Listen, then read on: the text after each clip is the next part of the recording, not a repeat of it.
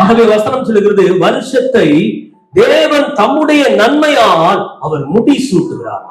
He crowns the earth with his goodness. ஆசீர்வாதமான வார்த்தை. ஆமென். Praise the lord. உமது பிரகாரங்களில் வாசமாயிருக்கும்படி நீர் தெரிந்து கொண்டு சேர்த்துக் கொள்கிறவன் பாக்கியவான்.